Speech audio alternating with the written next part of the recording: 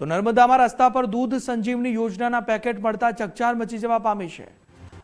કણબી પીઠા ગામ પાસે દૂધના પેકેટ ફેંકાયા હોવાનો વિડીયો સામે આવી રહ્યો છે। આંગણવાડી બાળકો માટેના દૂધના પેકેટ રસ્તા પર જોવા મળી રહ્યા છે। આદિવાસી બાળકોના પોષણ સાથે ચેડા થયાની આશંકા સેવાઈ રહી છે। સાગબારા ડેડિયાપાડા માર્ગ પર દૂધના પેકેટ પડેલા જોવા મળ્યા। પેકેટ પર 12/6/2026ની તારીખ નોંધાયેલી જોવા મળી છે। સરકારી યોજનાના દૂધના જથ્થા સાથે બેદરકારીના આક્ષેપ અહીં લાગવામાં આવી રહ્યા છે। આ વાયરલ વિડીયોની ગુજરાત ફર્સ્ટ પુષ્ટિ નથી કરતું, પરંતુ આ વિડીયો જોતા અનેક સવાલો અહીં ઉઠી રહ્યા છે।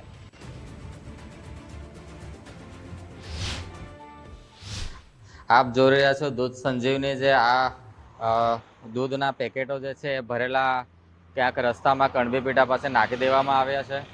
અને અગાઉ પણ આ જ રીતની ઘાટોલી ખાતે પરિસ્થિતિ જોવા મળી હતી। એનો પણ મીડિયામાં એક અહેવાલ અને વિડીયો જાહેર થયો હતો। ત્યારે લાખોના ખર્ચે જે બાળકો માટે જે આ દૂધ આપવામાં આવે છે એ લાખો રૂપિયાનો વ્યય થાય છે। અને તેની પાછળ કોણ જવાબદાર છે, કઈ એજન્સી જવાબદાર છે,